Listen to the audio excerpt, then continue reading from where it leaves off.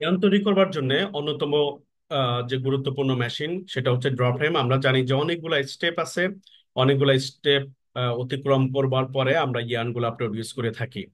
এখন অনেকগুলো স্টেপের মধ্যে ড্র ফ্রেমের আগে আমরা জানি যে ব্লোরুম ইউজ করতে হয়, দেন কার্ডিং, তারপর হচ্ছে ড্র ফ্রেম।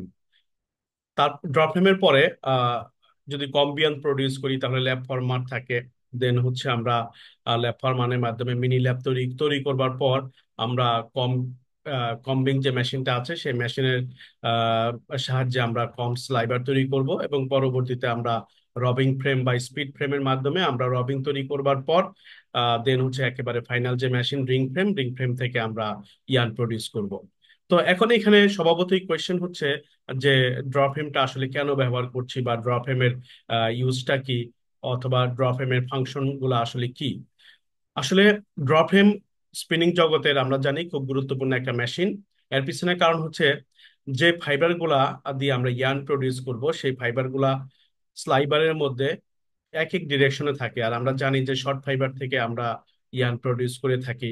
তো সেই ক্ষেত্রে স্পিনিং এর মাধ্যমে আমরা ইয়ার্ন প্রডিউস করে থাকি শর্ট ফাইবার থেকে। তো সেই ক্ষেত্রে ড্রফেম যে কাজটা করবে সেটা হচ্ছে যে কার্ডিং থেকে বা কার্ডিং মেশিন থেকে আমরা যে স্লাইবারটা পাচ্ছি সেই স্লাইবারের মধ্যে ফাইবার গুলার ডিরেকশন হচ্ছে এলোমেলো থাকে, এক এক ফাইবারের ডিরেকশন এক এক দিকে থাকে।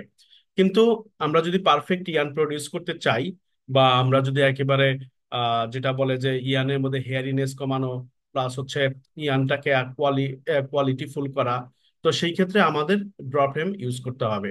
আমরা জানি যে ড্রফ্রেমের গুরুত্ব এত বেশি, তার জন্য হচ্ছে যে একটা ড্রফ্রেমে হয় না, দুইটা ড্রফ্রেম আমরা ইউজ করি। প্রথম যে ড্রফ্রেম এটাকে আমরা ব্রেকার ড্রফ্রেম বলি, আর পরবর্তীতে সেকেন্ড যে ড্রফ্রেমটা আছে এটাকে আমরা ফিনিশার ড্রফ্রেম বলে থাকি। এখন ড্রফ্রেমের যে মেইন কাজ সেটা হচ্ছে যে স্লাইবারের মধ্যে যে ফাইবার গুলো আছে সেই ফাইবার গুলাকে স্লাইবারের যে এক্সিস আছে সেই এক্সিস বরাবর, এক্সিস মানে অক্ষ, সেই অক্ষ বরাবর আহ ফাইবার গুলাকে স্ট্রেট করবে, প্যারালাল করবে। তাহলে ড্রফ্রেমের যে মেইন অবজেক্টিভ সেটা হচ্ছে যে স্ট্রেটেন দ্য ফাইবার্স অথবা প্যারালাইজেশন অফ দ্য ফাইবার্স। তাহলে প্যারালাইজেশন হবে অথবা হচ্ছে স্ট্রেট হবে, স্ট্রেট করবার জন্য আমরা ড্রফ্রেমটা ব্যবহার করব। এখন এখানে আমরা যে ইমেজটা দেখতে পাচ্ছি, ইমেজের মধ্যে আমরা পিছন যেটা দেখতে পাচ্ছি যে পিছনে দুইটা অনেকগুলা ক্যান আছে, পিছনে অনেকগুলা ক্যান, দেন হচ্ছে সামনের দিকে মাত্র দুটো ক্যান ইউজ করা হচ্ছে। এখন এটার পিছনে কারণ হচ্ছে যে আসলে ড্র ফ্রেমে যেটা করা হয় যে আহ 8টা স্লাইবার থেকে দুটো স্লাইবার তৈরি করা হয়, অথবা 6টা স্লাইবার থেকে দুটো স্লাইবার তৈরি করা হয়, মানে 6:3:2 অথবা হচ্ছে 4:2 এটা মেনটেন করা হয়। আমরা এখানে দেখতে পাচ্ছি যে যে একটু হাইলাইটিং করে দিয়েছি। তো এইখানে স্লাইবার যে ক্যানগুলো আছে সেই ক্যানগুলো আমরা দেখতে পাচ্ছি, আর এইখানে আমাদের ওয়ান আর হচ্ছে যে এখানে আরেকটা স্লাইবারের ক্যান, দুটো স্লাইবারের ক্যান এখানে আমরা দেখতে পাচ্ছি। তার মানে হচ্ছে যে 8টা স্লাইবার থেকে দুইটা স্লাইবার হবে, তার মানে 4:1 হবে, অথবা 6টা স্লাইবার থেকে একটা স্লাইবার দুইটা স্লাইবার তৈরি হবে, তার মানে হচ্ছে 3:1। এইভাবে আমরা তৈরি করব। এখন এখানে যেটা করা হয় যে পিছনে যে স্লাইবার গুলো আছে সেই স্লাইবার গুলা যখন 4টা স্লাইবার একসাথে হয়ে যাবে তখন কিন্তু স্লাইবারটা অনেক মোটা হয়ে যাবে। পরবর্তীতে এখানে ড্র মানে হচ্ছে টানা, মানে ফাইবার গুলাকে টেনে আমরা লম্বা করব, মানে স্লাইবার গুলাকে টেনে লম্বা করব। লম্বা করার পর যেটা হবে যে আমরা যদি ফাইবার গুলাকে ধরে টানি বা স্লাইবার গুলাকে ধরে টানি, তো সেই ক্ষেত্রে হচ্ছে স্লাইবার গুলা সোজা হবে, স্ট্রেট হবে। তো এইখানে টানবার জন্য যেটা হচ্ছে যে ড্রাফটিং মেকানিজম আছে, পরবর্তীতে আমরা ড্রাফটিং মেকানিজম নিয়ে কথা বলবো। তো এই ড্রাফটিং মেকানিজমের যেটা হচ্ছে আছে যে আহ, অধিকাংশ ক্ষেত্রে হচ্ছে 3 রোলার ড্রাফটিং সিস্টেম থাকে। 3 রোলার ড্রাফটিং সিস্টেম হচ্ছে ব্যাক রোলার থাকে, মিডল রোলার থাকে, ফ্রন্ট রোলার থাকে। তো মেইন যে ড্রাফটিংটা আমরা দিয়ে থাকি সেটা হচ্ছে ফ্রন্ট জোন। তাহলে তিনটা যদি রোলার থাকে, ব্যাক রোলার, মিডল রোলার আর হচ্ছে ফ্রন্ট রোলার, তার মানে হচ্ছে এখানে দুটো জোন থাকে, একটা জোন হচ্ছে ব্যাক জোন আর একটা জোন হচ্ছে ফ্রন্ট জোন। তাহলে পিছন দিকে যে রোলারটা আছে সেই রোলার স্পিড কম থাকে, মিডল রোলার স্পিড তার থেকে একটু বেশি থাকে, এবং সর্বোচ্চ রোলার স্পিড থাকে হচ্ছে ফ্রন্ট রোলারের ক্ষেত্রে। তো এখন পিছনের যে রোলারটা আছে মানে ব্যাক রোলার যেটা আছে, ব্যাক রোলার যখন ফাইবার গুলাকে কম দিবে, মানে স্লাইবারটাকে কম ফিট করবে, বাট আউটপুট বেশি হবে। তো সেই ক্ষেত্রে হচ্ছে যে ফাইবার গুলার মধ্যে টান লাগবে। তো এই টানের কারণে হচ্ছে ফাইবার গুলা স্ট্রেট হয়ে যাবে। আর যেহেতু টেনে ফাইবার গুলাকে স্ট্রেট করা হয়, তার জন্য আমরা এই মেশিনের নামকরণ করেছি ড্রপ হেম। এখন এটা হচ্ছে আমাদের মেইনলি মেশিন, যেটা রিটার কোম্পানি তৈরি করেছে।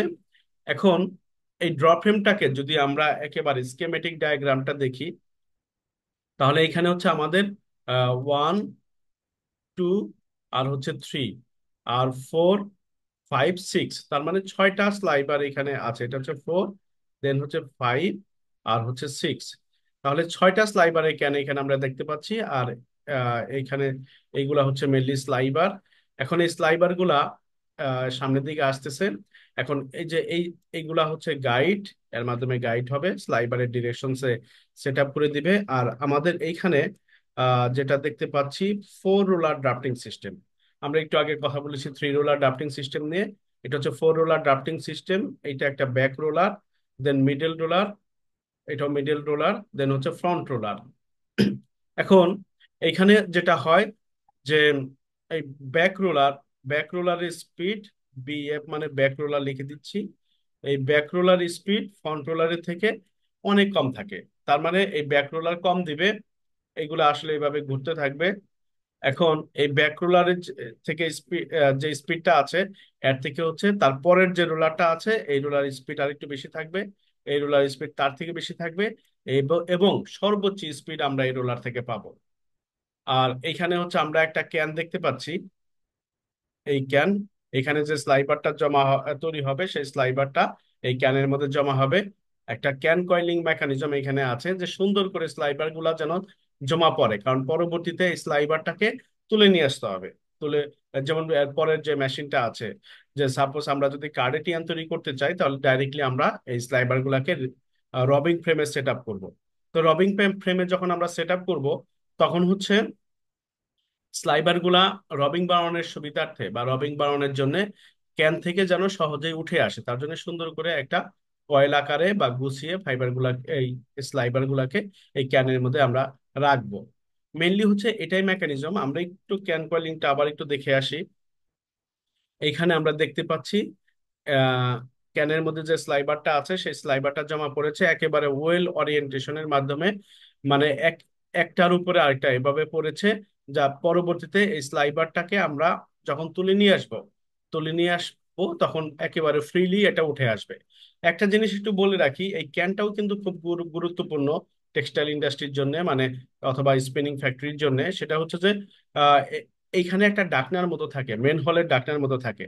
এখন এই মেন হলের ডাকনার মধ্যে স্লাইবার গুলা আস্তে আস্তে পড়তে থাকবে। পড়ার কারণে এক সময় হচ্ছে যে এটার যেহেতু আমি কন্টিনিউয়াসলি স্লাইবার গুলা এখানে রাখছি, তো এটার একটা ওয়েট বাড়তে থাকবে, কন্টিনিউয়াসলি ওজন বাড়তে থাকবে। ওজনের কারণে হচ্ছে ম্যানহোলটা নিচের দিকে নামতে থাকবে। আর এই নিচ থেকেও ম্যানহোল পর্যন্ত হচ্ছে স্প্রিং দেয়া থাকে। তো স্প্রিং এর সাহায্যে এটা নিচের দিকে নামে, এবং যখন যখন হচ্ছে যে ওয়েট কমতে থাকে, তখন এটা আবার উপর দিকে উঠে। এখন যখন ওয়েট বাড়তে থাকবে, তখন হচ্ছে আস্তে আস্তে নিচের দিকে নামতে থাকবে, নামতে নামতে একসময় এইখানটাতে চলে আসবে, মানে একেবারে বটমে চলে আসবে। পরবর্তীতে যখন এটাকে আমরা তুলে নিয়ে আসবার সময়, মানে স্লাইবার গুলাকে তুলে নিয়ে আসবার সময় যখন স্লাইবারটা উঠে আসবে, তখন আস্তে আস্তে ওয়েট কমতে থাকবে। আর এই ম্যানহোলের মতো যে ডাকনাটা যেটা বলেছি, সেই ডাকনাটাও উপর দিকে উঠতে থাকবে, উঠতে উঠতে একসময় এইখানটাতে চলে আসবে। তো এটার সিস্টেমটা হচ্ছে যে স্লাইবার গুলা যেন এই পজিশন থেকে উঠে আসে, নিচ থেকে যেন না উঠে আসে। নিচ থেকে উঠে আসলে যেটা হবে, যে এখানে টান পড়বে, টানের কারণে হচ্ছে স্লাইবার গুলা লম্বা হয়ে যেতে পারে। এটা একটা। আর এটা একটা কারণ। 2 নম্বর কারণ হচ্ছে যে টানের কারণে স্লাইবার ব্রেক হতে পারে। তো স্লাইবার যেন ব্রেক না করে, অথবা লম্বা, যা যে পরিমাণ মোটা আছে তার থেকে যেন লম্বা না হয়ে যায়, বা যে পরিমাণ লেন্থ আছে তার থেকে যেন লম্বা না হয়ে যায়।